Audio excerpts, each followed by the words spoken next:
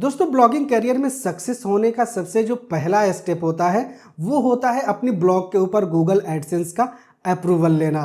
और ऑलमोस्ट 90% लोग इस सक्सेस के पहले स्टेप पे पहुंचने से पहले ही फेल हो जाते हैं। ऐसा क्यों जानेंगे इस वीडियो में। So hello everyone, welcome back to the digital journey support. दोस्तों बेसिकली इस वीडियो में हम जानने की कोशिश करेंगे कि आखिर गूगल एडसेंस आपके ब्लॉग या आपके वेबसाइट को रिजेक्ट क्यों कर देता है। आखिर ऐसे मेन कौन से रीजंस हो सकते हैं जिसकी वजह से आपके ब्लॉग या आपके वेबसाइट के ऊपर गूगल एडसेंस का अप्रूवल नहीं मिलता है। तो बिल्कुल आसान भाषा में समझने की कोशिश करेंगे, तो वीडियो को पूरा ज़रूर देखिएगा ताकि ईजिली आपको समझ में आ जाए कि अगर आपको भी अपने ब्लॉग या अपनी वेबसाइट के ऊपर गूगल एडसेंस का रिजेक्शन मिल रहा है तो किस तरीके से और कौन कौन से ऐसे स्टेप्स आपको लेने चाहिए, कौन कौन से ऐसे इंप्रूवमेंट आपको करनी चाहिए जिससे कि आपका एडसेंस अप्रूवल मिल जाए। तो बेसिकली दोस्तों हमने कुछ पॉइंट्स को नोट किया हुआ है जिसके ऊपर आज की इस वीडियो में हम डिस्कस करेंगे कि आखिर एडसेंस का अप्रूवल आपको क्यों नहीं मिलता है। सबसे पहले हम बात करेंगे वेबसाइट डिज़ाइन और नेविगेशन के बारे में कि दोस्तों आपने जो ब्लॉग या जो वेबसाइट आपने क्रिएट की हुई है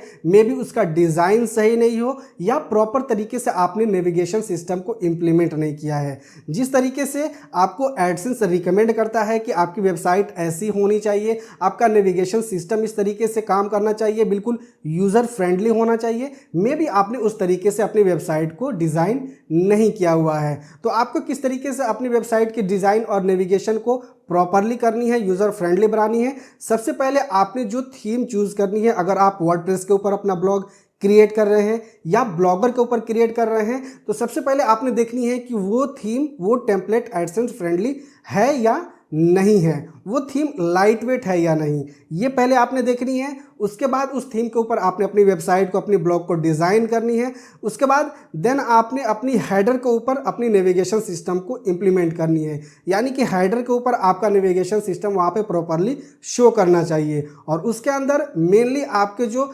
रिकमेंडेड पेजेस हैं वो शो करने चाहिए, जैसे कि अबाउट अस हो गया, कॉन्टैक्ट अस हो गया, प्राइवेसी पॉलिसी हो गया और टर्म्स कंडीशन अगर आपकी वेबसाइट आपके ब्लॉग की है तो वो पेजेस आपको वहाँ पे शो करनी होगी। ठीक जिस तरीके से आपने हेडर के ऊपर अपनी नेविगेशन को लगाया उसी तरीके से आप अपने फूटर के अंदर भी नेविगेशन को प्रॉपरली वहाँ पे दे सकते हैं, जिससे कि यूज़र वहाँ से ईजिली आपके वेबसाइट के इन पेजेस को एक्सेस कर सके।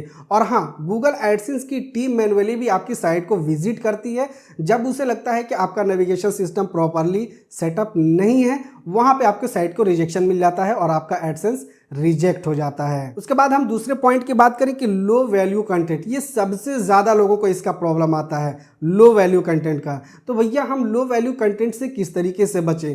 अभी जैसे आप देख रहे होंगे कि एआई के दौर में सभी लोग चैट जीपीटी से या बार्ड से एआई की मदद से कंटेंट लिख रहे हैं और सीधे उसको ले आके अपने ब्लॉग के ऊपर पेस्ट कर दे रहे हैं और पब्लिश कर दे रहे हैं। ऐसा आपको बिल्कुल भी नहीं करना है। ऐसा अगर आप 1000 भी पोस्ट अपने ब्लॉग के ऊपर अपलोड कर देंगे तो एडसेंस तो दूर, आपको किसी और भी कंपनी का अप्रूवल नहीं मिलेगा, यानी कि एडस्टेरा वगैरह का भी अप्रूवल नहीं मिलेगा। तो इससे बचने के लिए आप एआई का यूज़ करें। एआई का यूज़ आपने वहीं तक करनी है अपने कंटेंट को रिसर्च करने के लिए, वहाँ से आपने कंटेंट लिखवा के उस कंटेंट को अपने ब्लॉग के ऊपर पोस्ट नहीं करनी है। अगर आप ऐसा करते हैं तो मे भी आपको एडसेंस का अप्रूवल तो मिल जाएगा लेकिन आपकी ब्लॉग कभी रैंक नहीं होगी, क्योंकि जो एआई कंटेंट लिखता है उसके अंदर ऐसी इंटरेक्शन नहीं होती है जिससे कि एक ऑथर और रीडर के अंदर बन सके, वो इंटरेक्शन उसके अंदर नहीं होती है। एआई जो मशीन लर्निंग से आप कंटेंट लिखवाएंगे वो सेम आपको जो बोलेंगे उसको रटाया गया है, उसके अंदर वो चीज़ें फिल की गई है, वो आपको लिख के दे देगा। लेकिन जब आप मैनुअल लिखेंगे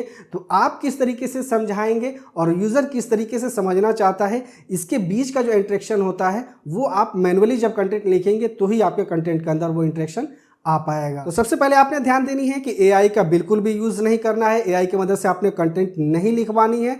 आपने एआई का यूज़ वहीं तक करना है कि आप अपने ब्लॉग के लिए रिसर्च कर सकें। मैनुअली आपने कंटेंट लिखनी है और उस कंटेंट को आपने अपने ब्लॉग के ऊपर या अपनी वेबसाइट के ऊपर पोस्ट करनी है। ओके, ये प्रैक्टिस जब आप रेगुलर करेंगे तो आपको लो वैल्यू कंटेंट का जो भी एरर है वो हट जाएगा। इसके बाद हम तीसरे पॉइंट की बात करें तो इनसफिशिएंट कंटेंट। इनसफिशिएंट कंटेंट जैसे कि आप देख रहे होंगे कि यूट्यूब के ऊपर आपको बहुत सारे ऐसे लोग प्रॉमिस कर रहे हैं कि एक ब्लॉग पोस्ट करो आपको एडसेंस का अप्रूवल मिल जाएगा, 5 ब्लॉग पोस्ट करने पे आपको एडसेंस का अप्रूवल मिल जाएगा। ऐसा बिल्कुल भी नहीं होता है। हाँ, ये बात और है कि एडसेंस ने कोई ऐसा क्लैरिफिकेशन नहीं दिया है कि आपको इतने पोस्ट पे हम आपको एडसेंस का अप्रूवल दे देंगे, लेकिन सफिशिएंटली आपके ब्लॉग के ऊपर 10, 20, 50 पोस्ट होने चाहिए तो ही एडसेंस उसको रिव्यू करता है। अदरवाइज उसका बॉट ही आपके वेबसाइट को रिजेक्ट कर देता है और आपको एडसेंस का रिजेक्शन मिल जाता है। इसके साथ ही साथ आप जो कंटेंट लिख रहे हैं उसका कंटेंट लेंथ भी ज़्यादा होना चाहिए। ऐसा नहीं कि 300-500 वर्ड का आपका कंटेंट है और उस तरीके के आपने 10, 20, 50 पोस्ट कर दिए, ऐसा बिल्कुल भी नहीं करना है। आप जो भी टॉपिक अपने ब्लॉग के अंदर कवर कर रहे हैं उस टॉपिक के ऊपर बिल्कुल क्लैरिफिकेशन देनी है, आपको अपने ऑडियंस को बिल्कुल उस पर समझानी है, डिटेल में समझानी है। उसके अंदर आपने इमेजेस वगैरह भी यूज़ करनी है, उसके अंदर आपने इनबिल्ट लिंक्स वगैरह भी यूज़ करनी है। तो ये सारी चीज़ें जब आपके ब्लॉग के अंदर रहेगी तो उसके अंदर इनसफिशिएंट कंटेंट का जो भी एरर है वो नहीं आएगा। उसके बाद चौथे पॉइंट की हम बात करें कि ट्रैफिक इशू, तो ये सबसे ज़्यादा लोगों को होता है। आपने प्रॉपरली अपने ब्लॉग के ऊपर पोस्ट भी कर दिया, आपका वेबसाइट का जो डिज़ाइन है वो भी प्रॉपरली है, आपका नेविगेशन सिस्टम भी प्रॉपरली है, आप यूनिक कंटेंट पोस्ट भी कर रहे हैं, लेकिन आपकी साइट के ऊपर ट्रैफिक ही नहीं आ रही है। तो इस वजह से भी आपकी साइट के ऊपर गूगल एडसेंस का अप्रूवल नहीं मिलता है। तो आपने कोशिश करनी है कि आपके साइट के ऊपर ट्रैफिक आए। सपोज कि मान लीजिए आपके साइट के ऊपर गूगल एडसेंस का अप्रूवल मिल भी जाता है, लेकिन अगर आपके साइट के ऊपर ट्रैफिक ही नहीं आएगी तो भैया आप इनकम कैसे करेंगे। तो इसलिए आपको क्वालिटी कंटेंट पोस्ट करनी है और उसके ऊपर कोशिश करनी है कि आपकी साइट के ऊपर ट्रैफिक आए।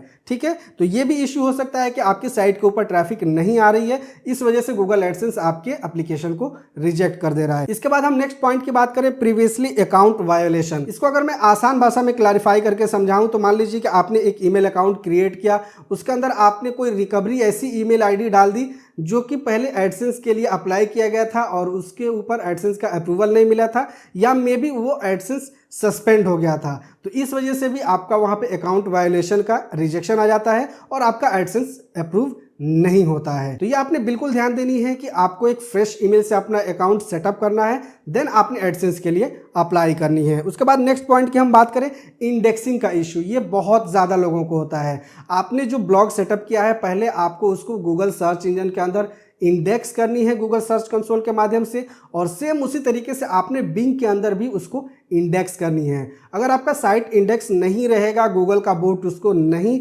डिटेक्ट करेगा, इस वजह से भी आपको एडसेंस का अप्रूवल नहीं मिलता है। तो दोस्तों इस वीडियो के अंदर हमने जो भी पॉइंट्स आपको बताई हैं, पहले आप इन सभी पॉइंट्स को बारी बारी से अपनी ब्लॉग के अंदर जा करके देखिए कि आपका ब्लॉग इस सभी पॉइंट्स को, पैरामीटर को मीट करता है या नहीं। अगर जो भी पॉइंट्स आपकी साइट के ऊपर, आपके ब्लॉग के ऊपर मीट नहीं कर रही है तो पहले आप उसे इंप्लीमेंट कीजिए और उसके अंदर जो भी चेंजेस है उसको चेंज कीजिए, उसके बाद आप एडसेंस के लिए अप्लाई कीजिए। डेफिनेटली आपको एडसेंस का अप्रूवल मिल जाएगा। मैं ऐसा बिल्कुल भी नहीं कह रहा हूं कि ये सारे पॉइंट्स जब आप कवर कर लेंगे तो आपको एडसेंस का अप्रूवल मिल ही जाएगा, लेकिन 99% मैं आपको गारंटी देता हूं कि आपको एडसेंस का अप्रूवल मिल जाएगा और एडसेंस के जरिए आप इनकम भी कर पाएंगे। तो आई होप कि इस वीडियो के माध्यम से आपने समझ लिया होगा कि अगर आपको एडसेंस का अप्रूवल नहीं मिल रहा है, आपकी साइट बार बार रिजेक्ट हो जा रही है, तो आपको कौन कौन से ऐसे पॉइंट्स हैं जिन्हें आपने कंसीडर करनी चाहिए। वीडियो कैसी लगी नीचे हमें कमेंट करके जरूर बताएं। वीडियो अगर आपको इन्फॉर्मेटिव लगी हो तो इसे लाइक शेयर जरूर करें,